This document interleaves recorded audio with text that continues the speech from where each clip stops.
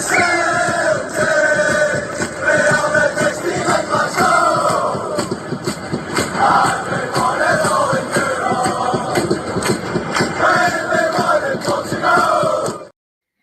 there, good evening, welcome back to Celtic World Order podcast. As always, I'm Steve O'Matt, and as you can see, it's familiar bald faces on screen with me, as of course my bearded brother, the OG, my right hand man, it's Paddy Boy, and below is the bold Joe Donnelly.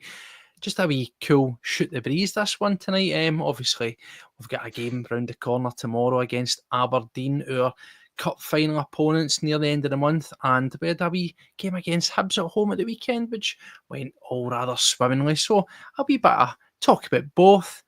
What do we think this game tomorrow's going to bring? Is it going to be a dry run? Is it going to give us a wee idea of what Brendan's wanting to do for the cup final? Or is it time to give players a chance? The season's done, and well, Aberdeen aren't doing too well in it again, so we might get away with that. We'll talk it all. Let us know what you guys think. Get the comments up, and we'll get you involved. Paddy, firstly, how are you, my man? Did you enjoy the weekend's action? Yeah, decent enough games, mate. I watched a few games, just had a wee chill out in the cave. Obviously, it was nice enough weather, so I chilled out. No celebrities attending barbecues or anything this weekend, unfortunately, but still kind of living off of the other one. But yeah, listen, all good, mate. I'm quite happy, just loving the weather. It's been absolutely phenomenal. Aye, good stuff, mate. And yourself, Joe, you glad to be back talking about Celtic now? Yes, absolutely. It feels like it's been too long now. It does, doesn't it? It's actually a wee bit delayed for us, aye. It has a strange effect that way. But no, good action at the weekend. I had a really busy one myself, like Paddy's saying, making the most of the weather. Even had my nephew as well over the weekend. Fantastic wee day we had. So, I know it was good. It was good. Nice one. Well, so it says a wee bit of a double done. Lucky you. Talk about a game at the weekend. It was a good game. Talk about a game tomorrow, and we'll get on about that. But as we say, just to kick off, you know by now, you know how these things work. Welcome to the channel. If you're one of our continued supporters, thank you very much. If you want to help out, member section, We Donation helps put it together. Greatly appreciate that. Get us on X at CW Pod 1888, TikTok, Spotify, Blue Sky, loads of places. But most importantly, if you like what we're seeing here, get a wee thumbs up and hit subscribe. It costs you absolutely nothing to do. So anyway, guys, let's get down to business. I have a couple of things just to really talk about. We'll obviously reflect back on the weekend's action, and we'll obviously talk as well about the game tomorrow. But I just want to have a wee sort of look around where we're at in this moment in time in the season. Obviously, the two trophies are signed, sealed, delivered. We've got one to look at. There's only the game tomorrow. There's a game at the weekend, and then that is pretty much it. So is it time tomorrow? Is there anything such as a damp squib and all that? Is it we're going to be playing about here? We're going to mention making moves, bringing in different guys, or is it going to be a wee sort of practice run to see what we're going to get? And I think the best way to start is with the personnel, because at the weekend, of course, we brought back Kasper Schmeichel, Paddy, and I know that you had a couple of thoughts on this. It was good to see him back. Obviously, great to see him back. First choice keeper.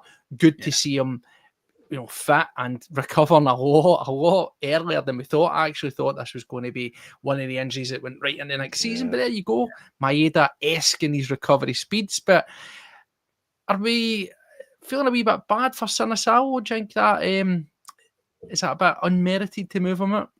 I would say so, mate. I feel like he didn't do much wrong.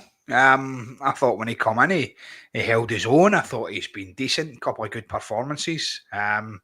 Even against the baddies, it was brilliant. Do you know what I mean? A few cracking saves, and listen, like you said, we know Kasper is our main striker. He's a striker. Striker. You know what I'm saying? He's our main keeper. Sorry, he's our number one. That's what I'm trying to get to there. And he's the guy that you're going to want between the sticks. And yeah, it was a quick recovery. But I just felt like it was kind of rushed.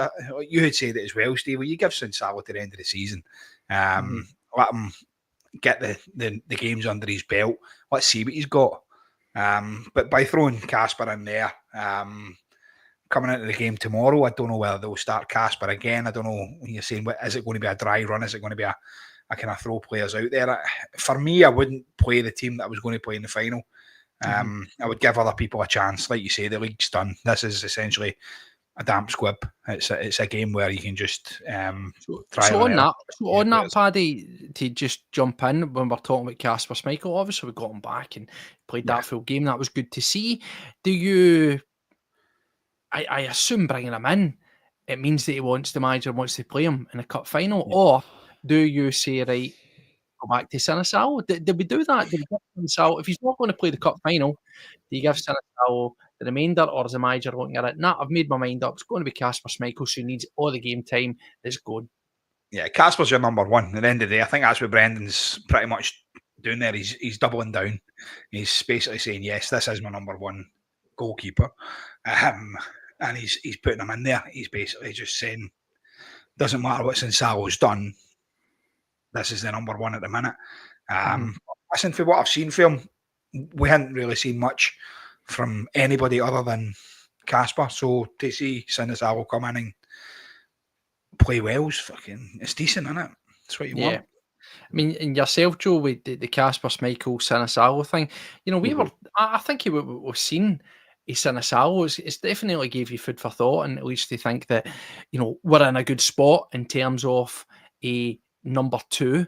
That from what I've seen, I don't think that come the end of next season, when Kasper Schmeichel eventually leaves, I don't sit at this moment in time think we need to run out and go and get another first choice goalie. I think he is the heir apparent. What'll be interesting is what happens with positions 2, positions 3, because we've seen the rumours again. The boy Duan from Aberdeen getting linked with us. Could that mean RIP the Baniac? Does that mean it's finally going to happen? And then, of course, so let's say he comes in as number 3 for next season. Exactly. So who's going to go? But I mean, Sinisawa, I think, mate. What's your thoughts on him? I was quite happy with what we've seen, and I was surprised that we dropped in Kasper Schmeichel, and I feel a wee bit sorry for him, because Kasper Schmeichel's your number one goalie, mate. But Sinisawa helped us get to the final. Yeah, no, absolutely. Sinisawa's played brilliant. I can't actually fault really any of his performances, because he's not been the number one goalie, so you can't expect number one goalie performance from every single time. But I think he's been very, very close, because I don't think there's been many occasions where I've went, God, Kasper wouldn't have let that in, or something along those lines. There's been very few, if any, occasions, thinking back, that I've thought that to myself. So if I'm BrendanRodgers right now, did I play Kasper at the weekend to then play him tomorrow and the final? No, if I'm being honest. What I think's likely to happen is that Kasper will play tomorrow. So I'm going to throw this out at you. Is he protecting Sinisawa rather than? I think that's exactly what's happening. Because Sinisawa's came out of nowhere to all of a sudden he's played every single game for numerous amounts of weeks now. So it will be taking its toll a little bit. So he'll need to rest up. He'll need to make sure he's at full strength and everything, I think. So for me, I think he's going to play Kasper tomorrow and save Sinisawa for the final. I would like that. That would be my thoughts. That would be my thoughts. And I think as well, Sinisawa deserves it in a way. Not that Kasper doesn't. Absolutely not saying that at all. Brilliant keeper, done brilliant for us all season. But I just think that Sinisawa's earned that little bit of trust from his manager as well. Would you have any risks though, Joe, with that? Like, as I say, I like your theory. I like that. I like the way you're looking at it at a different angle here. I'm thinking, Paddy's thinking, no, the big man's back. That's it. He's just getting him teed up and ready for getting him ready for the final. You, on the other hand, are saying you think he's going to give the gloves in the position to Sinisawa for the final. But again, I will say this, as we'll talk about when it comes to other positions, because we'll talk about the striker situation and things like that again. And there's always this notion of you need consistency, you need game time. So why would you suddenly pull him away? Let's just say that was Brendan's plan all along. Would you have any concerns though that even 2-3 games out before a cup final, that you could have that wee bit of ring rust? Is it better to have, if Sinisawa is going to be the guy you're going to play, is it better to have him in that squad and playing? I wouldn't actually be concerned by it, in all honesty. Again, as long as he's been keeping up training and everything like that as usual, I wouldn't have any major concerns with it. Aberdeen have not got a huge threat when it comes to strikers. So they've got a decent threat. I'm not saying that they haven't, and I think it will be an interesting game, as we'll talk about, I'm sure. But I don't see any Maeda level threats, or even close to it, even Ida level threats, that could really, really challenge someone who may have even had a couple of games out as well. I mean, Aberdeen's a bit of a strange one this season, Paddy, Mhm. because of course they started off hot.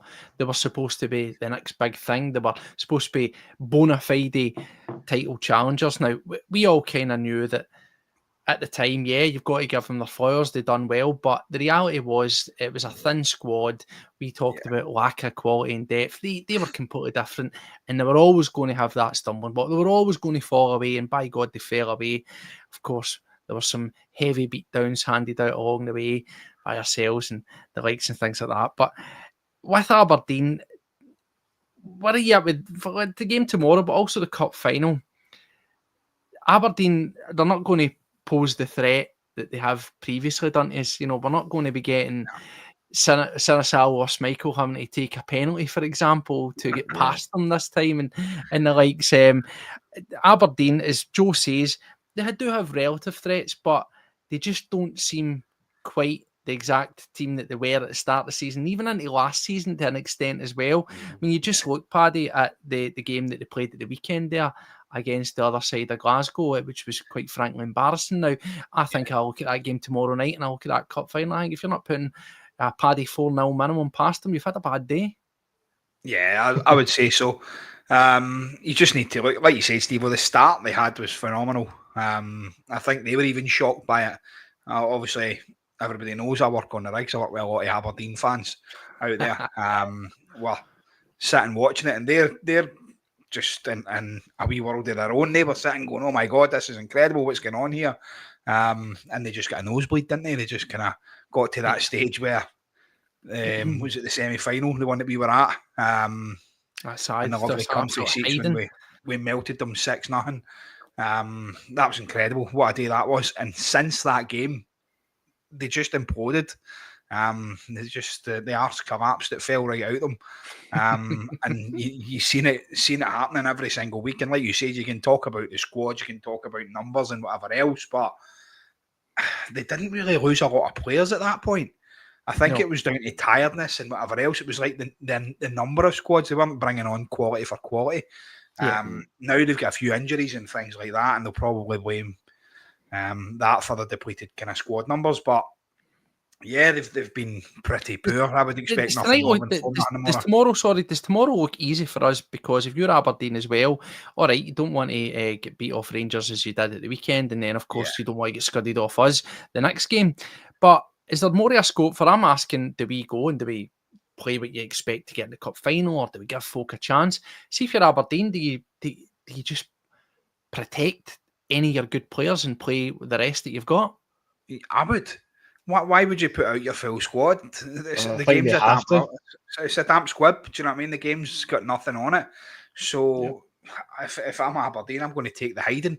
You're just going to, and the same goes with BrendanRodgers. I don't expect Brendan to put a full side out. I really don't. I'd like to see some of the young lads as well get a chance. We obviously got to see a bit of McArdle. That's right. Fantastic debut for the wee guy. But good to see it. Brilliant. I'd like to see some of these young guys getting a start. Get to see what we've got on the youth side as well. So, I mean, on Saturday then I got to go to Falkirk Stadium with one of my mates. His wee boy plays for Falkirk, and they done the double. Under 18s, under 17s won both their leagues, and the under 17s get the cup as well. What a day. Absolutely brilliant. And see some of the talent there. Some of the young boys, absolutely phenomenal. So I'd like to give this a chance for our younger players to get in there and have a wee shot. Tommy's saying there, Maeda's out. I hope not. What are we going to do? That's the thing. He's not travelled with the squad, so he's not going to feature at least. But as I say, that could be precautionary. We'll see that as it goes. And then obviously, we've got the sort of things we're nursing things. Let's look at the game at the weekend. All right. So we had obviously Trusty comes in. Ralston's there because we know the situation with Johnson. They've been giving them injections and stuff. They decided when that's going to be. So probably you're looking at he's going to be dropped in potentially for the cup final himself. Carter Vickers has been sort of absent there. So there has been some things that have been getting swirling about where we've had to make forced changes. So it is the nature of the beast. We spoke about Kasper Schmeichel. I thought it was fantastic value at the weekend. He showed you exactly what you're getting. He did some great saves, great play. The goal couldn't do too much with it. It's point blank range. It's straight down his throat. The save early on from Boyle was spectacular. Yeah. And one thing I will say as well, and I know it's a side note, he looks a lot trimmer than he was. There was a wee point where Kasper was looking a wee bit like Kasper the fat ghost. Do you know what I mean? But he was looking lean and he was looking firing, and I thought a really good, seamless back into the team. Yeah. In terms of other positions, I want to just pick through some of the things that were there. I thought defensively it was a tale of two players. You had Ralston, who comes in and had a fantastic game. I thought very solid game. Great distribution. Of course, there's the brilliant dare I say it's the Jota-esque, that wee clip ball up and round in for the first goal, Kuhn. But then you've got Austin Trusty who comes in. We've still got to say it. I know he's come in out of cold storage for this game. Guys, I'm still not sold on him. Yeah. Joe, Trusty. Yeah. Do you trust Trusty? Would you trust Trusty tomorrow? Would you trust Trusty in a cup final? I'll trust him tomorrow. Cup final, definitely not. Definitely not. But I'd trust him tomorrow. That's absolutely fine, because whatever the result tomorrow, it should not and will not reflect the weekend. I don't believe for a second that even someone as lackadaisical, if you will, as Trusty, could affect tomorrow too badly. Because I think that even our young guys will be out there, all guns blazing, and absolutely dying to get a couple of goals in and get a couple of good performances. So I think, as Paddy said, if the young team come out, no pun intended there or anything, but if the younger players exactly, if the young Celtic guys come out and are really hungry for it, they'll want to put in a good performance, show the manager what they can do. I think that will be a great game, but I don't think even Trusty could ruin that for us. Yeah. But no, I've not been liking Trusty's play for a long time now, and I've said it before a million times. If the other team gets something like a corner or a free kick or anything like that, he's always the one getting the whistle blown at him as well, because he's too handsy, he's too rough. For a big guy, he lacks the physicality. He really does. He does. See with this, we talk about. I just want to touch on Trusty for a wee bit. As I say, I didn't think he was disastrous. I don't think you win the game at home and it will look comfortable. We never looked really that stretched, if we're being totally honest here. Yeah. So it's hard, and it's not. We're not going to criticise, but again, I just think we look at the goal as it's lost. It is what it is. It's a sort of cross to nothing. They say it hits off him. I just think it's a very poor, scuffed clearance, and it's right in the Boyle's path. I'm still unsure with Trusty, and I think that this is the thing, is when you look at it and we say, again, no disrespect, I thought Ralston was fantastic, but if I were to say to you that you were going to have Ralston, you were going to have Scales, and you were going to have Taylor, at this stage of where we are as a club, second season of BrendanRodgers, irrelevant to where it's mid-season, end of season, if I told you that's what it was going to be, if I told you that's what it was going to, it'll likely be the Mora, and it could be, depending on injuries, that could be 3 names that are in the hat for a cup final, you would probably laugh at me. Now, this is the thing. We really seem to be struggling to find quality defensively. I think Trusty, we said that, he had a fantastic game against Atlanta. And everybody thought, here we go. That's it. For the one really solid good game that he's had, there's been so many peaks and troughs, and I still just don't think he looks convincing. And it's hard because by default, with the way that he was playing and how he was featured in that game, I thought that it was one of the more sloppier looking games that Liam Scales had, who again, since he was brought back in, we're singing his praises. But Paddy, where are you at with the big man here? As I say, obviously we've got guys like Engels that was unrightly getting a bit of abuse, a bit of sort of question marks. Ida, we'll talk about him. And then there's obviously Trusty fits into that as well. Yeah. Next season, is it another, or have you seen not enough at this moment in time with Trusty? I'm curious. I feel like you spoke about the Atalanta game, Steve. Well, that to me was a phenomenal. That was the best performance I've seen him in a Celtic jersey. It was incredible that night. I think he intercepted about 30 crosses or something. It was something ridiculous. It was unplayable that night. But since then, there's always that mistake. He just looks. Joe kind of touched on it a little bit. He looks lethargic. He looks as if he's not going for it all the time, and as if he's taking it easy, as if he's not getting challenged. Does that make sense? Do you know what I mean? I know it's the Scottish League and stuff like that, and he's maybe just taking it for granted that he's on the team sheet regardless, and he can just take it easy. Because that one, when he does knock it down to Boyle, it's a swing at fresh air. He's swinging at nothing.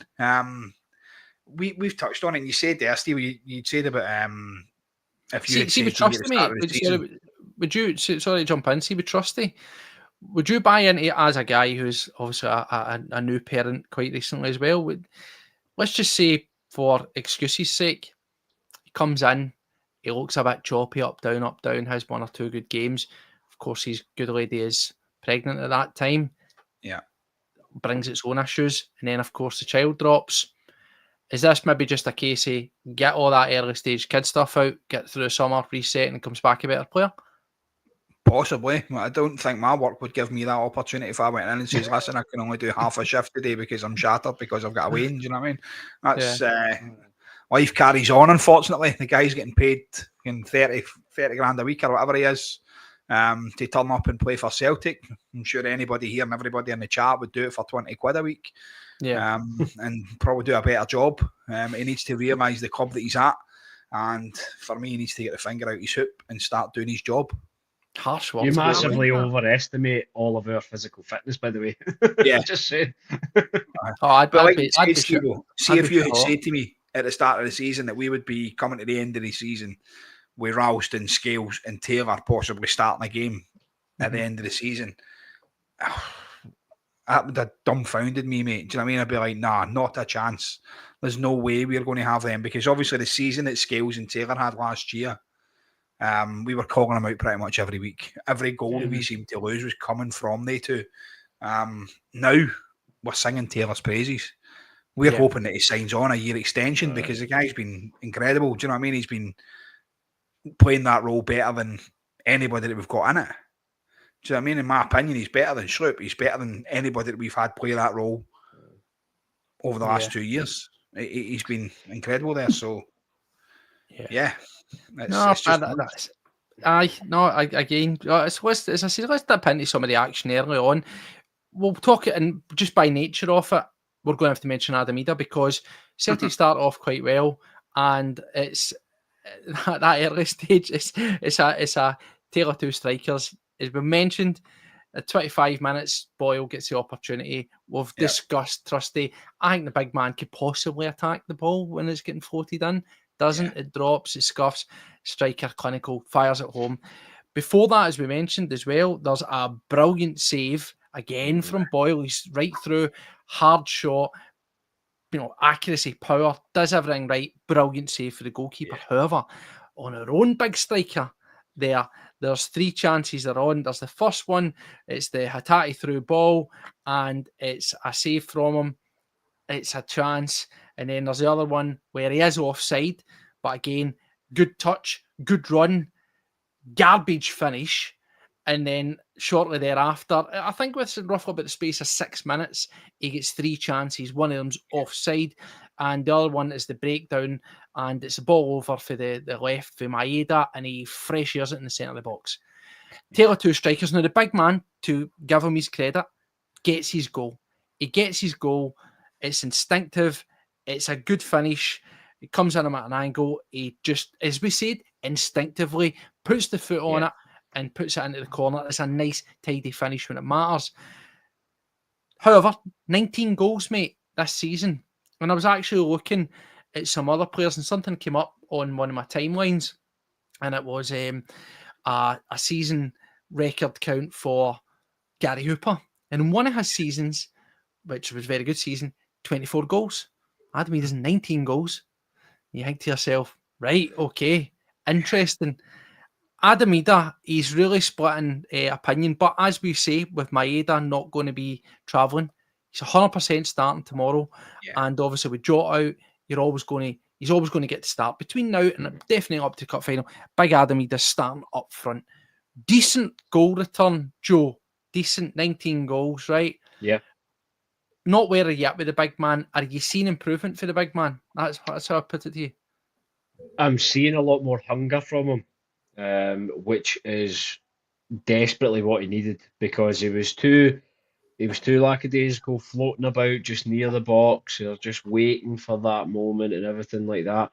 Whereas now he's calling for it, he's interacting with the team, he's making sure people know he's well aware of exactly where they are going to put the ball, and he's chasing it down, and he's putting in the sprints. By the way, he's moving a lot faster, I think, than what he was at the start of the season as well. I think he's been improving there.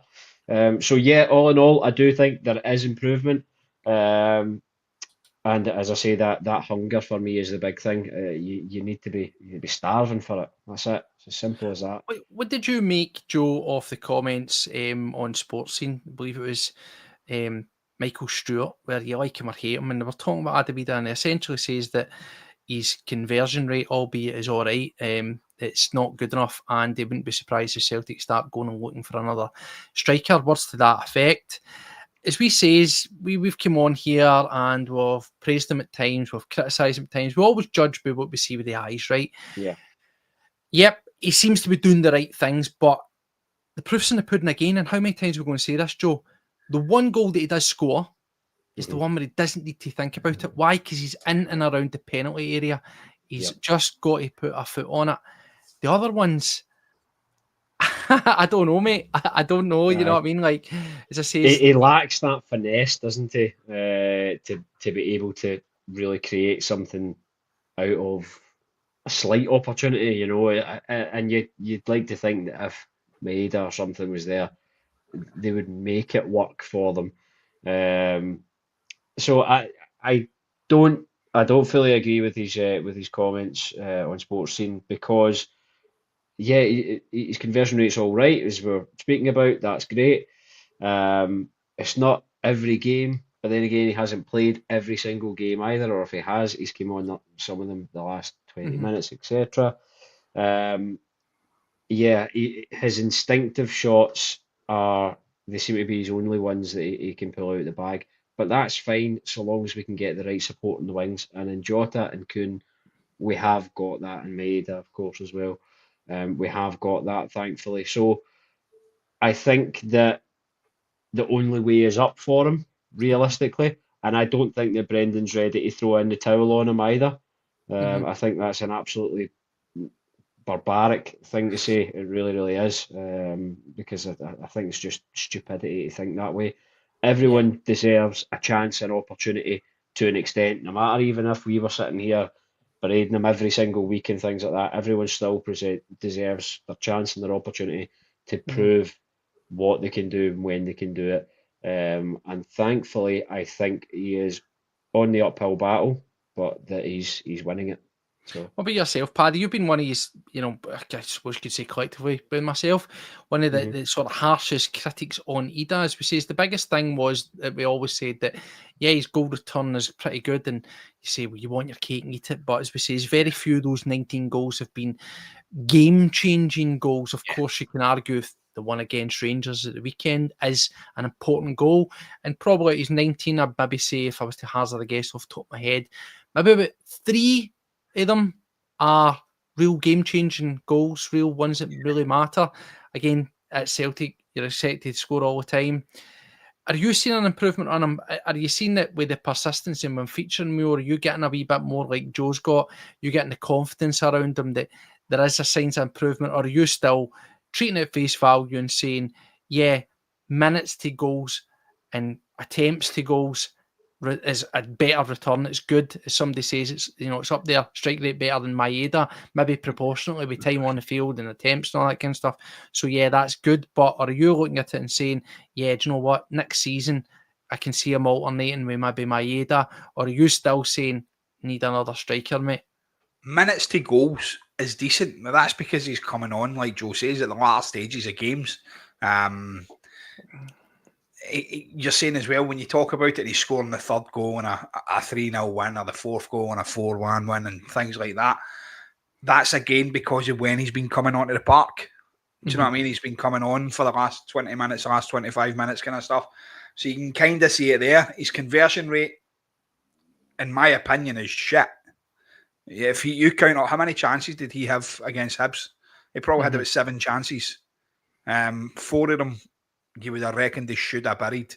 The 2 chances he spoke about in the first half, the first one, I think when he's clean through, it's as if he scuffs it. He just passes it back to the keeper. There's no power in it. There's no finesse. There's no nothing. He's not done anything with it. Then the other one, when Dyson Maeda bombs the ball across the box, it's as if he's just nonchalantly jogging towards it. There's nothing really in there. If that ball goes into the 6-yard box, you want your striker to be standing there waiting on it, ready to tap it home. And we said it before that the instinctive goals, you just need to go back to the Villa game. I keep going back to that because that was one of the best performances I've seen for Ida. And it's because he didn't have a chance to think, because the Villa defenders were right on his ass. They were and standing. Paddy, even when we go back to the game against Rangers, as we say, we were watching that game together and we were tearing our hair out at points with him.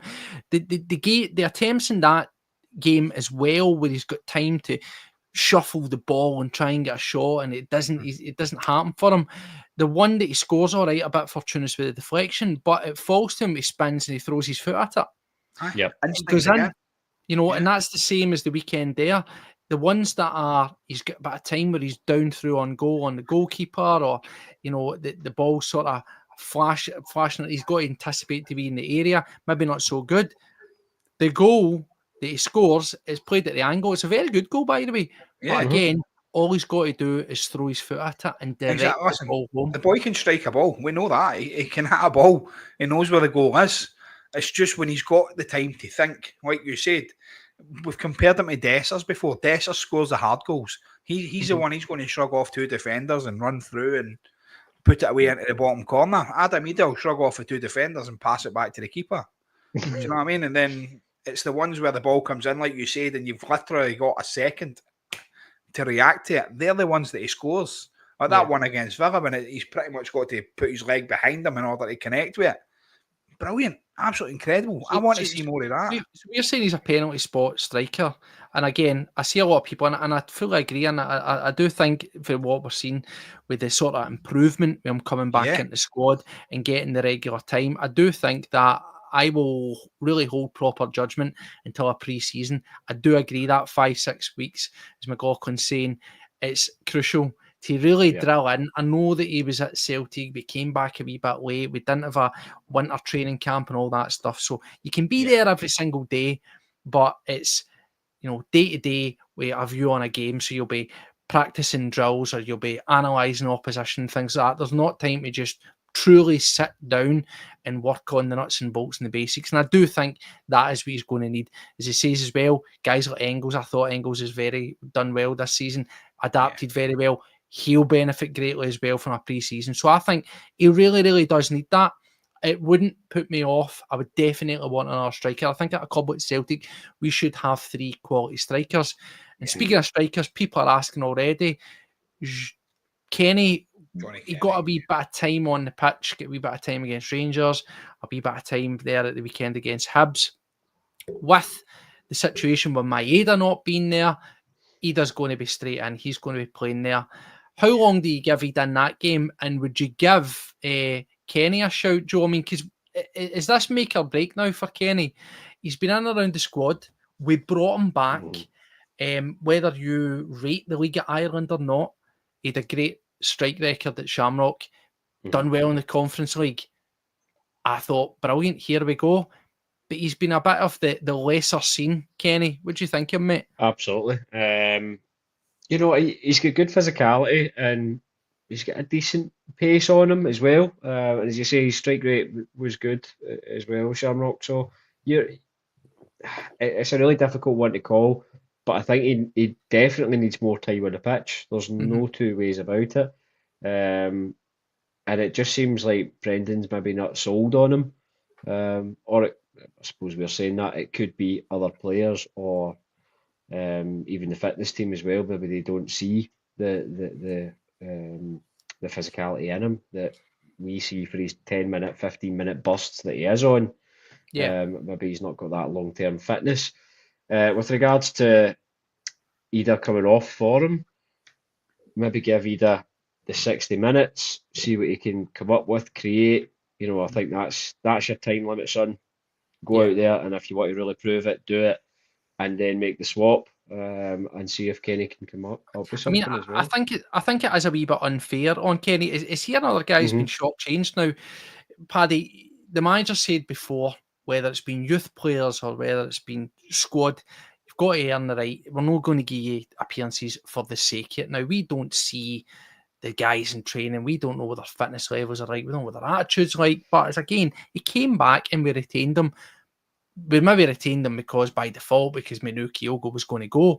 But what is the point of having these guys around if you're just going to loan them out and they're going to be perennial sort of in-out players that you never truly use? And give a guy 10 minutes, in my opinion, particularly at a stage when the league is won, is pointless. It's a bit of a disservice to him.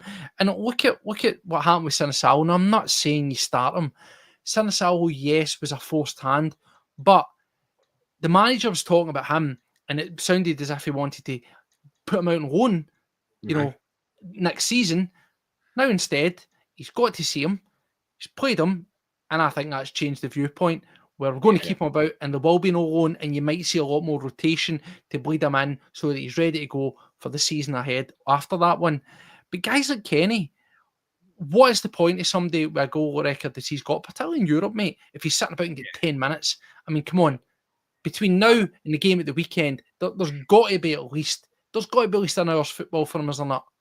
Yeah, of course there is. I reckon it'll be one of the subs at like 60-odd minute mark. He'll bring him on and give him a good half hour each game. Like you said, UEFA Conference League and stuff, he was banging the goals in. He looked confident out there. He scored some absolute screamers as well. So he's one of the guys that there is a player in there. Brendan seems to be sticking with Dyson. Not Dyson, sorry. Either Dyson through the middle or Ida up front. And if you're Johnny Kenny, you're looking at that going, what do I need to do here? We've seen it before. You've seen the Daily Record there the other day saying, Rocco Vata's been back in Celtic Park again. BrendanRodgers said he's coming back in an interview. Absolute lies. I spoke to Rocco's dad last night. I messaged Rudy and I was like, listen, mate, is there any truth in this? And he said, no, Rocco just came back to watch Celtic because he likes watching Celtic. It's as simple as that. There was no truth in any of it. Daily Record have just jumped all over that. But they're doing it because they know the way Celtic are working. We always want to have the three strikers in there. And we said it before, we'll have our main striker. We'll have somebody who's happy to come off the bench like it was Ida under Kyogo. Kyogo was the main striker. Then we had obviously Ida. And then we had guys like obviously Rocco Vata, or we thought the young guy Cummings was going to be the one coming through. Yep. We don't actually have anybody there ready to burst onto the scene yet, as far as I'm aware. I mean, see, particularly with Kenny as well, he's not extremely young. He's not like a young lad that you fire out into the developmental squad. So to that end, I kind of think that you've got to work with what you've got. But look at some of the players that we've had in seasons gone by. Right now, I'm not saying that they were great, right? But you think of guys like Beatty or Yankee, guys like Killen and stuff like that, right? They were never going to be starters, right? Sheridan, the likes. I'm not saying they're great. I'm not saying that I want that kind of player. Don't misconstrue what I'm saying. But my point was they were never anywhere near as good as what was ahead of them. But they got game time and they still chipped in. And I think that Celtic need to go and get another striker, a proper, Class A striker, and have hopefully Maeda. We'll talk about Maeda because the rumours are swirling. Surprise, surprise. Maeda, Ida, one other. But again, I still see value in keeping around a guy like Kenny. I want to try and have options. That's what it should be about. It's about options because, it's fine us having, all right, a handful of midfielders that typically is on our bench, the goalie that's there for decoration, and a couple of defenders, right? Wouldn't it be nice just to have this guy? Because let's be honest, Kenny's not desperate to leave Celtic, I'd imagine. No, I wouldn't have thought so. Now, would you not rather have him training week in, week out and sitting on your bench and thinking, do you know what, if I really have an option, I could put him on. He's a striker and he's a useful position to have, than, as we've said and joked about, paying somebody like Bain to hang about and never sit on the bench and never get used. Exactly. You've seen it in previous times as well. James Forrest been played through the middle. I mean, James Forrest, for all that he isn't a striker, but he's been put into that position a few times as well, and he's played it to the best of his ability. It's been out of despotism, though, isn't it? Horses for courses, isn't it? You need a striker. Aye, well, on the strikers and stuff, I said that somebody we need to get in, but just to throw out there, just is it any surprise, Joe, that the rumours have started firing up? Of course, we heard that apparently it's Fulham who are interested in Maeda, with chat around 25 million supposedly being the interest in Gambit, and then it's probably just shit stirring where apparently Leeds are also interested. Imagine that, Leeds are interested. Wow. I am so surprised. I wonder where that filtered from. I wonder where that came from, but again, we know we've got games to concentrate. We've got strikers in here. It's pretty clear we've seen the merit in Ida. We've seen the merit, a lot of merit in Maeda. We'll worry about who's going to be the third and who's going to be the fourth choice striker. But is this just silly season trying to disrupt the apple cart, mate, on run to a final? Or do you think that we're going to be getting this all summer? Are we going to be sweating over Maeda's future? Or are Celtic going to do something and sign him in the showers and cup final day? Well, I think that's exactly what's going to happen, you know. Maybe not in the showers, hopefully, but I don't know where they keep the pen. And no, so you know, all of these rumours they're going to fly about all summer. I think we all know that. I don't think that Maeda's going anywhere. I think it's unfortunate the situation that's happened with Jota, where it's put Maeda back on the wing. Not that he doesn't want to be there, but I think he probably prefers now being the main man, being the striker, and you know, and getting his wee song sang every time as well. You know, I think he's really enjoyed that, and really enjoyed the interaction with the fans from that as well. So I don't think it's the last that we'll ever see great performances like that from him. But we really need to sort out the situation on the wing to, I think, free him up. And really make good use of what he's been phenomenal at. Not to say that next season he might come out and not be interested in being a striker. He might come out and not put any goals in. I doubt that very much, but you know, it might just be that he's a great winger and that's it. Paddy, yourself, as we said, we can see right through these things. It's the disruption tactics. I think the reality is, I would be incredibly surprised if there weren't suitors for Maeda during the summer. Really, really, really surprised. Exactly. And I think £25 million always seems to be the magical number to sign a player, doesn't it? Yeah, it's always the one that gets floated about. It's about. more than 25 million. Let's get real. I think it's the first time where you've got a real tangible asset that is more than just decent at one thing. Yeah. Well, before we come on as well, I'd watched BrendanRodgers' interview, and Brendan's obviously saying we would love to keep everyone in our squad, but obviously we understand that that's not always viable. And we know that. We know what Celtic are. We know we get these players in, we unearth these hidden gems, and then we offload them for a massive transfer fee. And Daizen Maeda has been one of the gems that we've absolutely unearthed. Ange Postecoglou, if he manages to keep the Tottenham job, I think would be another one that would be interested in taking him down there, because I think it'd absolutely tear them out of the hole that they're in. Leeds, I think that's just farcical. That's again one of the papers making up this. Is that what is it they always call them? 49ers enterprises. They like that. No bother. Couldn't afford them anyway. They can do what they want, but they're not getting Dyson. I'll tell them that. Fulham, again, you can see him in these teams. He's an adaptable player, isn't he? He's one of these guys that could basically go anywhere. I hate to see him leave. I really would. I think he's far too precious to us. Like Joe says, whether we're playing him through the middle or whether we're playing him on the wing, he's invaluable. Do you know what I mean? At this moment in time, he's just the first name in the team sheet. Obviously, next week he's injured, but... I think looking into it, mate, just talking ahead, at the summer, and the name keeps coming up, so we need to talk about it, and we'll jump back in the game. The same with Hatate. I know we've been a love affair up and down, with him throughout the course of the season. Again, he's another guy that has really got the game with the scruff of the neck recently. Another fine performance at the weekend for him. Really, really good. Gets a goal as well. Perfect. Great to see. I think there was again the chat around about Hatate. Celtic want to keep him, want to engage in conversation, getting a contract. I think as soon as the cup final's done, I think if we're working on something with them to get those guys signed into a contract, even if it is just for this protecting your assets sort of thing, where if it's January next year or whether it's the summer next after the end of the season and these guys are getting looked at, I think you've got to protect the assets, and there's two guys that I'd want to get on the team sheet. But anyway, let's get back to the action in the game at the weekend.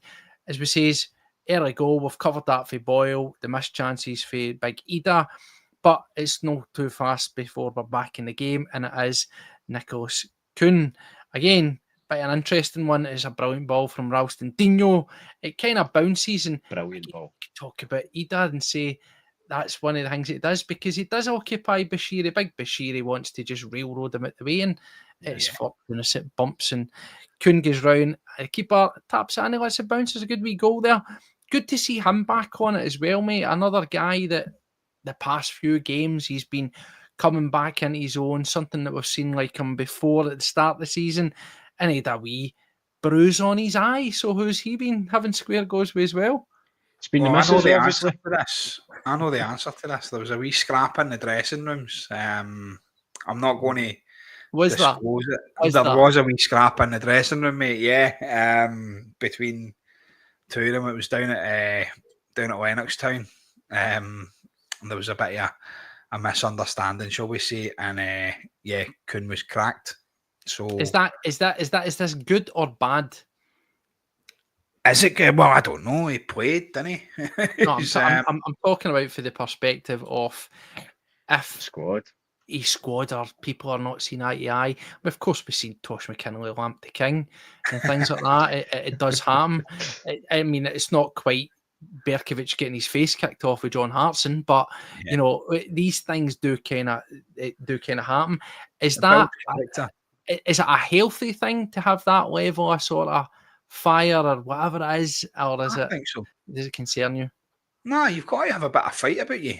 This is what Rangers have brought Barry Ferguson in for, to install that fight in the squad. Celtic, do we want that in ours? Well, I want my players to be passionate. I want them to have a bit about them. Yeah, and that's exactly what it is. I really want my players to know what it means to play for a team like Celtic. You've got to have that in you. Do you know what I mean? And Nicholas Kuhn last season, I would say, didn't have that. He didn't look like a Celtic player. He didn't look fit enough to be a Celtic player. And listen, uncharacteristic as well, just we're talking about it. A wee bit of scrap as well during that Hibs game. I was an angry Kuhn, wasn't it? He was an angry wee Nicholas Kuhn. He was raging. He's obviously whatever's happened in that wee skirmish. He's taking that on. He must have won the fire fight. in him. Nice. Got a wee bit of kick about him now, so he's willing to do a bit. Listen, great finish. He's come on the last few times, hasn't he? He's kind of made his wee cameo appearances, and we've seen it when he first came back and he scored the goal and he gave it the kind of what he's doing. He was doing all the chatty thing. Aye. Blah. Yeah, no bother, mate. Listen, don't bite the hand that feeds you. That's all I'll say on that kind of matter. But yeah, listen, as a winger, the guy gets the goals. He's a good finisher. He can be too predictable sometimes coming inside, but can you stop him when he does it? Is the other option. Like, he's not like a Palmer coming inside and getting the ball too calf him. When he comes inside, the player knows he's going to do it, but can't stop him doing it. So for me, he's a cracking player. Takes his finish really, really well, and gets us back into that game. Yeah.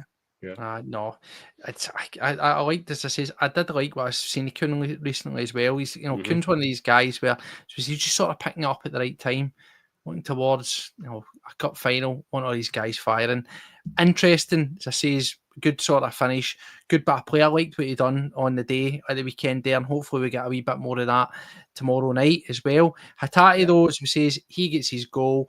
it's a nice goal again, another good finish, another tidy finish, but a strange one, a wee bit pinball-y. I think it's a shot come cross from Maeda, it kind of drops down, there's a swing at it for Kuhn, it goes into McGregor, it comes back, it goes in, but he sweeps it home. He's another guy that's really, and the smiles, and I know it goes for none, you're going to be happy he scored at Celtic Park, the goal, but see his whole demeanour recently, the smiling and It's been sort up of, here. he's buzzing. Yeah, He's buzzing. People said before it's a guy that looks like he's playing for a move. Other people are saying it's a guy that's buying in. Similar well, with the Maeda thing, sorry, Joe, is Champions League potential again, qualifier to negotiate. After what we did there, I know it's no, you didn't get that far, but after the positive turnaround of fortunes in Europe this season, another season out of a guy like him. well, see that's what I was going to touch on earlier. We were talking about the likes of contracts, and you were talking about Hatate and Maeda there. I think that actually Brendan's maybe had a conversation with Hatate and went, listen, I know you've got potential. I know you're better than this. I'm keeping you for next season. Prove me right. Prove me right. Get out there and do a good job. And let's see where we can really take this. And let's make sure that next year, should you wish to leave, you can get the best for your money, and we can get the best for our money as well. Let's make it a belter. So I think that's gave him the little confidence boost, and it's gave him a little pick me up as well, because we know he was kind of down in the dumps for a wee while. If anything, that's the way his play looked anyway, and it looked really soft, and he wasn't chasing much, or anything he was chasing was just half-heartedly and things like that. But he's vastly improved and done a phenomenal job the last few games. Couple of man of the matches, and even our personal man of the matches as well. So yeah, I'm really happy with how he's done, and I'm looking forward to seeing him play next season. I think that he is really going to come out of his shell and put some home. Mixed reactions. A lot of people are still really convinced. Brown Warrior saying he's convinced he's off, and again, I'm still maybe a wee bit 50-50. Yeah. I am a wee bit 50-50. Let's just say, split it both ways. One, if you say stick around, sign an extended contract with a guarantee we'll let you move on, that might be a conversation to be had. Another one might be, listen, we're happy to sell you, we'll let you move on in the summer, but you want to move, you need to prove that you can move, you need to put yourself in shop window, and by default, you also need to pull your weight for us. And equally, see if that's the conversation, I am not too distressed about it. The biggest question is, with any of these guys, with these assets, particularly with the rumour mill around Maeda, that's the biggest concern one.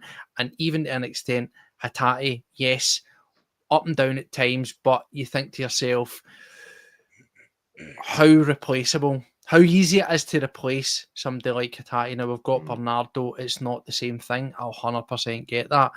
And then again, even Arne Engels, I'm a big fan. I think he will kick on and he'll go to a new level next season. But also, again, you look at the price that we paid for him, and I know prices are relevant, but would you want to go and spend another 10 million, 12 million, whatever, try to replace Hatate and having to endure the same level of teething problems? That's what I'm getting at, because for his warts and all, Paddy, Hatate does have his positives that you know what you're getting. Yeah, that's it. Like Joe had said there as well, the last few games he's probably been man of the match, every one of them. In my opinion, he's been absolutely outstanding. He's one of these guys that doesn't do the easy pass. He always tries to go over and above. I thought it was incredible against Hibs. Thought his finish was really well. On the other note, with everybody saying that he's leaving and stuff, I can't see it. I really can't. He's one of these guys, he's wanting to learn. And if you keep watching him, anytime there's a break in play or whatever else, he's over talking to Callum, he's over talking to Brendan, and he's trying to better himself all the time. He's a young player, he's wanting to learn. He's wanting to learn his trade, and I think he's in the right place to do that. I think these players will look at what happened with Kyogo. Kyogo's went away thinking the grass is going to be greener, and realised that there's no greener grass than the grass in paradise. See, just to jump in on that, because it's interesting, and I think that, when we think of players that, you'd maybe perceive that want to leave, right? Or you expect to leave, and then we use that, the cautionary tale. Yeah. How much weight, if any, do you think that is? Because, for example, Bobo Baldi once infamously said, whenever they were trying to sell him force him at the door, Peter Hall's the CEO of Celtic, I'm the CEO of Bobo Baldi. It's all about themselves.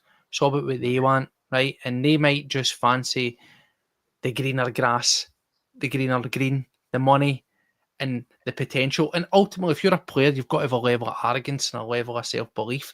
You think that you are the best midfielder at the club. You think you are the best striker. And why would Hatate, Paddy, or even Maeda to that extent, be any different from any other player, even though they've seen their pal fall flat in his face? I know, and listen, it's all rumour mill, isn't it? It's all everybody going, as Brown saying there, he wanted away last summer. How do you know that? Would they phone you and tell you? Do you know what I mean? That's just people saying, he's had a couple of shite games. He must want away. Listen, the guy might have had stuff on his plate. He's maybe just not been up for it. I don't know what the deal is. I think these players are enjoying themselves at Celtic Park. We spoke about it before. The Joe said about the moment when Dyson basically realised how adored he was that moment when he jumped up into the crowd and the fans were all over him. It was brilliant. It was a lovely wee moment. I think as this season's going on, Hatate's one of the ones that's grown on fans as well.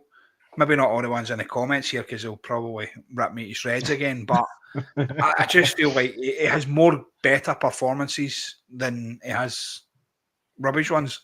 I feel like this season, yes, he has been up and down, but tell me a player in that squad that hasn't. Mm-hmm. Yeah. Do you know what I mean? And I think you highlight it a wee bit more because you expect more from these players because you know they're the players that can change a game. It's the same with guys like Adam Ida. You know he's got a goal in him. You know it's there. So why are you fluffing 7 chances before you score one? Dyson Maeda, you expect so much for these guys. So when you don't get a goal for Dyson Maeda in a game, you're going, Dyson didn't play well, did he? But you're not realising that. Change days. Yeah. Do you know what I mean? You don't realise how many balls he put into the box, how many interceptions he had, do you know what I mean? How much he was involved in the play. And that's what it is. Not every player is going to have an incredible game every single week. Yeah. And we're going to come on here and highlight them left, right, and centre. But all I want Celtic to do is turn around and just go, do you know what? They're a contract for Dyson, they're a contract for Rio. Stay, get them 3 years or 5 years or whatever. I genuinely think the reality of it is, I think with both, if they're going to stick about, I think that next season is going to be their last season. I really do. I think that, as I said, if I'm Celtic and I'm looking at it, I'm simply looking at re-signing them from a we'll scratch your back if you scratch yours, protect the assets. 3-year deal, but we'll let you go. Yeah. Similar to what we done with Petrov all those years ago. I know that sometimes folk don't think too much of Petrov, but he would essentially signed a contract with a view of it will get Celtic more money. And sometimes that's the way it's got to go in business. But anyway, just to wrap up the game, guys, finishes 3-1 after a Hatate goal. Couple of subs. We get Bernardo on for McGregor. We get Forrest, your pal, on for Kuhn. He almost scores instantly. You can hear the inhaled big holding a breath around the stadium. Great save. Everyone the time might come. McCowan features, Kenny features, McCardle comes on very late on in the game. Yeah. I just want to touch on one name there, Bernardo. Looking at the game, Mora. Room for Bernardo to come in here, mate? Yeah, play him. I want to see more of him. It's not that I want to see more of him. For me, personally, I know you really like Bernardo, but for me, it's protect Arnie and McGregor. Mm-hmm. So right, you're not dropping both of them. You're not going, he's not dropping both. Are you going mental and putting in McCowan and Bernardo? Well, you could, but I think that would just be a death sentence you're signing, in all honesty. So maybe not, keep one on at least. Keep McGregor on for captain spirits, and then in the latter stages swap him out for McGowan, I think. Yourself, Paddy, looking at the game there at the weekend, as I say, I don't really necessarily think that the point that game was away for it. You're making those subs around about the 75 minutes. There's not really enough time for much of an impact for any of the players. It was just fodder. It was an appearance for appearance's sake and a run out. But tomorrow's, we say, is a different kettle of fish. Yeah. Are you playing anybody? Are you making any of these changes? I think with Maeda not travelling, who does that make room for? Does that instantly mean that James Forrest starts with Kuhn? I think this will be the game that James starts. I really do. James Forrest will start on the wing. And this will be where he gets his goal. Lump in. Get your money on it. Jamesy will score tomorrow against Aberdeen. I tell you that right now. Is that when we get a penalty and Arne No. Engels reminded No penalty. No penalty. Real Engels goal. won't give it. Engels won't give it. He'll take it tell you himself. what, and I know this sounds really it's a stupid thing to say. Let's just say Celtic got a penalty and he was on the field. See if they didn't give him to it, it'd be scandalous, right? See everything I'd positive said about Arne Engels, I'd take it back immediately. Right? Which isn't a lot anyway. Would be mud. I reckon this is a chance for Jamesy. I think James will start. I think Adam Ida will start up front as well. Probably Nicholas Kuhn. And there, I reckon middle of the park. I'd like to see a wee Rafa changes. I'd like to see Bernardo, like you said. I'd like to see McArdle in there as well. I'd like to see the young guys getting a wee shot.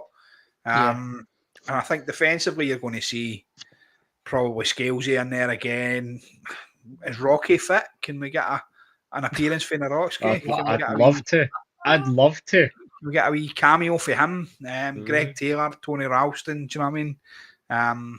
It's just going to be Scott Bain's last game ever. Oh mate, get him in. Get the Baniac in. Go for it. Why not? It's a game to nothing. So for me, it's a game where you can go out there and you can experiment a little bit with your squad. You don't want to give away to Aberdeen what you're going to do to them in the cup final.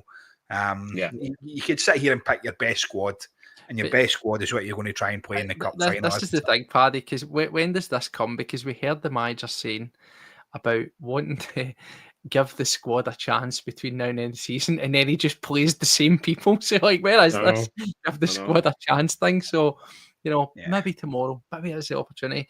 But listen, I just want to wrap it up, and I want to just quickly mention it. People are asking, what do we think about the title party / Orange Walk thing at the weekend? Just for reference, myself and Brian are going to come on Thursday afternoon, or early afternoon, maybe about 11:30ish, 12 o'clock.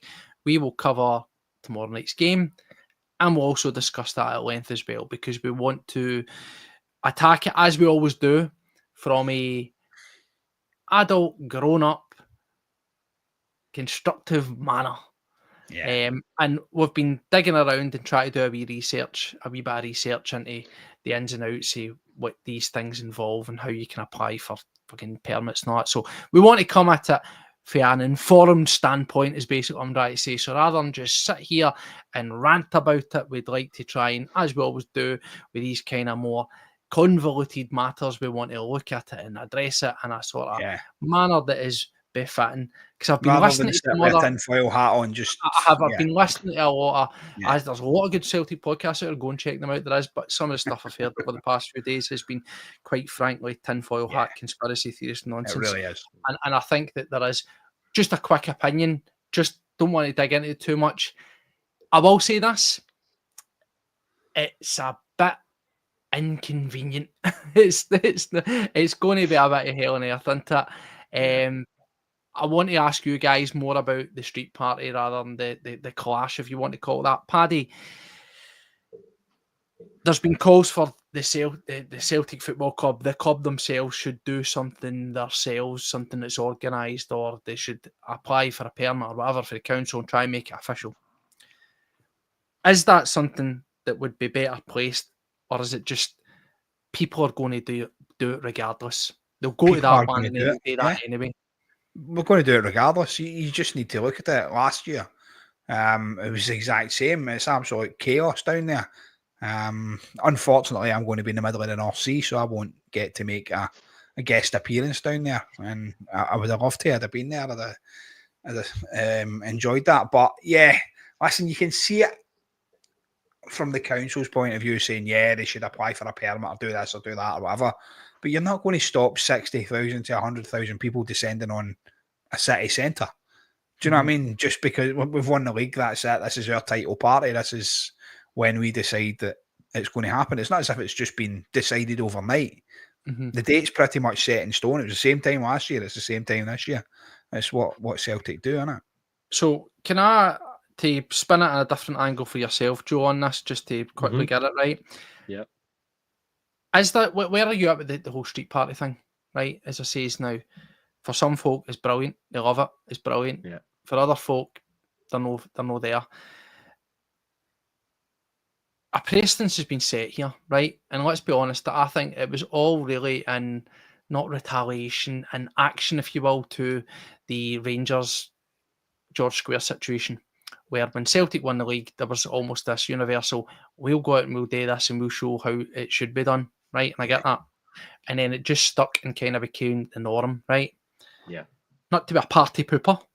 Has this thing ran its course for you in terms of it's never going to be officially granted as an event?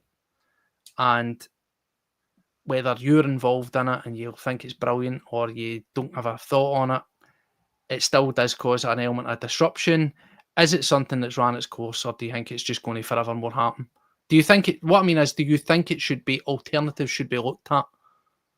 I think the alternatives possibly should be looked at. Like Paddy said, you're not going to stop people doing what they want to do, but perhaps something like Opening Paradise, the actual pitch itself, have No chance. an absolute wheelie of party on it or something like that.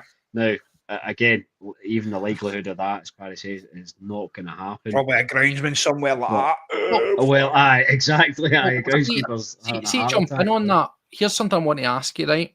Yeah. Do you think? Let's just say Celtic done, and have other commentaries from other podcasts and stuff that says, Mhm. make an event off it and have beer tents and have music and on the footprint. And I get that there's big, massive amount of space there to do it, right? Yeah. I get this feeling that you would still get fans who would go to it if it was self-organised by the club. Mhm. But I also think that there would be this element, this rebellious, if you want to call it that, element of, I'm not fucking going to that because that's conforming to the man. That's him telling me what to do. Yeah. Right? Yeah. And I don't think. And what I would also say is Celtic don't want that smoke. Now I Yeah. know it would bring in a lot of money. It would bring in a lot of money, of course it would, right? But if they have to apply for a permit to the council and it's to sell booze and be essentially a licensed premises, right? Because that's where you become a temporary. Yeah. You become a temporary licensed premises. Do you know what I mean? It's like when you get these street parties, if you live in a local village and all that, and you're allowed to drink out in the street and all that, right? Yep. There's certain rules. See if it did, not to say it would, let's just say it happened and it went tits up, then you would Yeah. surely be held to the same account as whether you were an actual pub. And Celtic have got to think about their licence if they're not for the sports bar. Well, exactly. So Aye. would they want to run the risk of holding a big event on the footprint of the stadium with booze and all that, and it goes tits up and it maybe jeopardises their safe cash cow of the sports bar? It's something that they would have to contractually come up with the council and things like that. And as I said before, the likelihood of that happening is so slim that I would say it's pretty much null. It's null and void. With regards to the title party in town, I think 90% of it is a great atmosphere, everything like that. I've been to one, and that is it. And it was simply because it fell on a day where I didn't happen to be working, etc. And I was invited. I thought, yeah, sod it, why not? I personally had a great time, but I've seen a lot of people, as you usually do, people that are too drunk, too rowdy, getting in fights, whatever else it may be, and you think, well, these are meant to be your own supporters and your own friends and your own family, if you will, as well. So why is this kind of thing happening? I don't think it will get any worse than what you ever tend to see each year. Like I say, a few disturbances and some drunk people and bad choices, but apart from that, I don't think it will get too much worse, so long as we can avoid any head-to-heads, if you will, with the other side and things like that Yeah. as well. But it's the disruption that a lot of people don't like, as well as the aftermath. I know there are groups of people and groups of supporters who will go out and pick up litter and whatever else it may be. Brilliant, love it, love to see it. Mm-hmm. But there's too little of them as well to make a big impact, I think, a lot of the time. So it is a bit of a shame that way, you know. See, on that, and again, I don't want to labour it, because Brian and I are going to talk about this on Thursday in a wee bit more depth. Just to finish up, why don't they actually apply to the council for, like, call it a procession or a gathering or whatever they want to call it, right?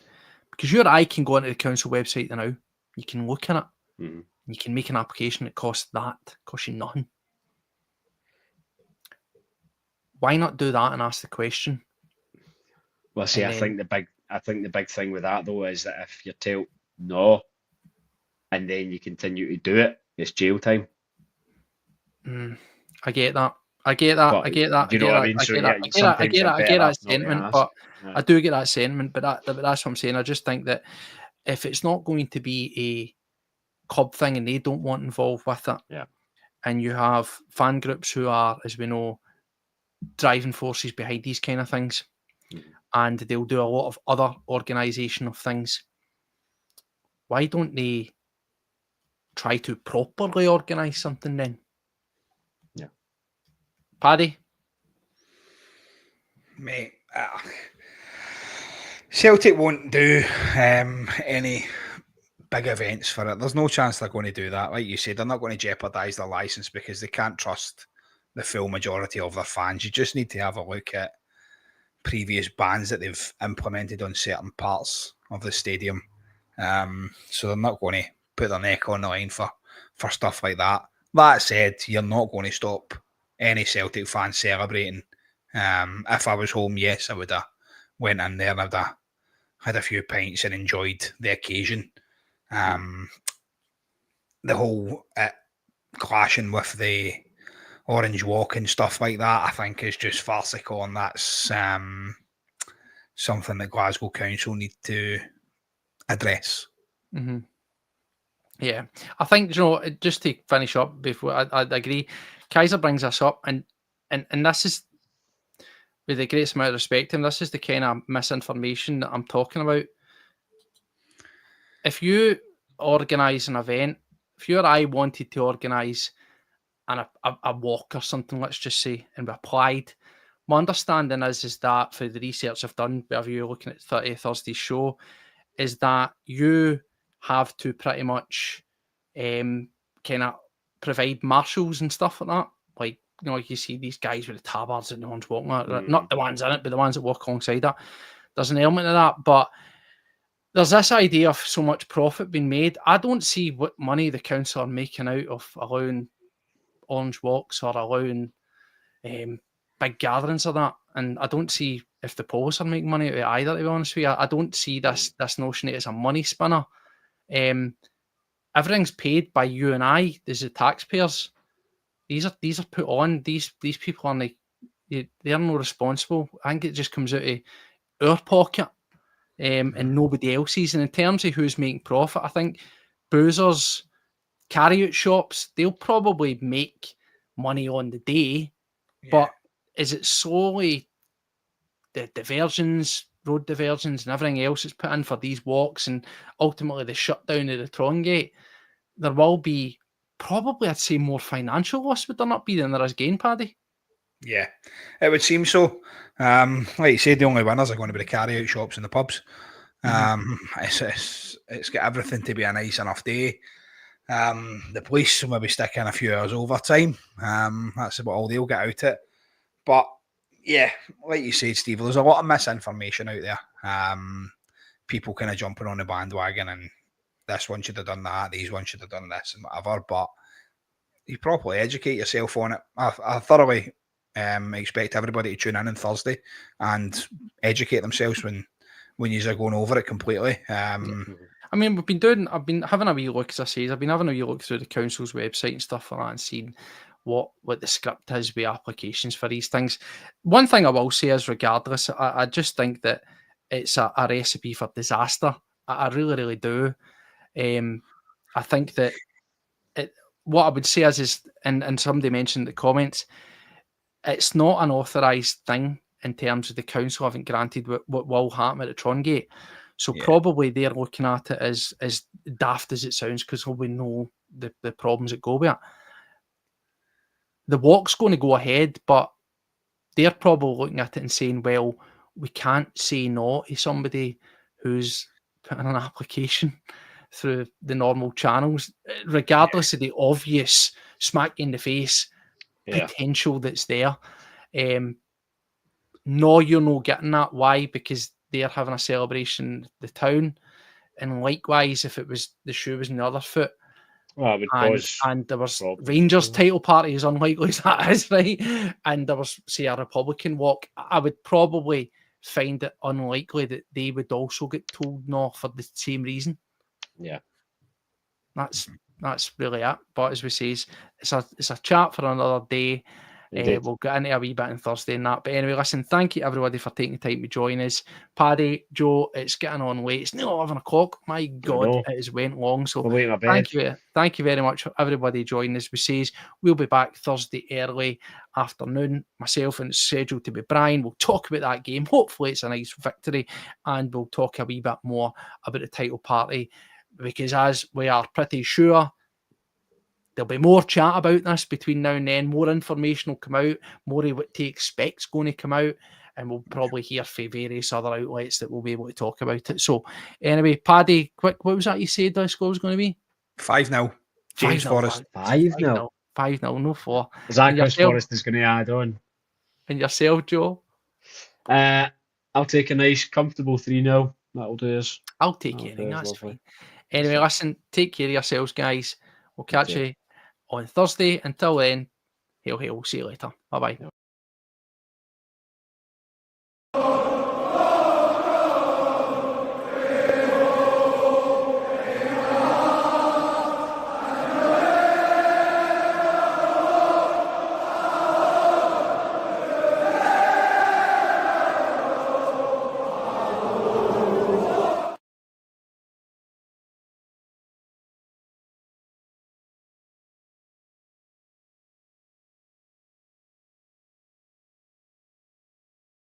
One.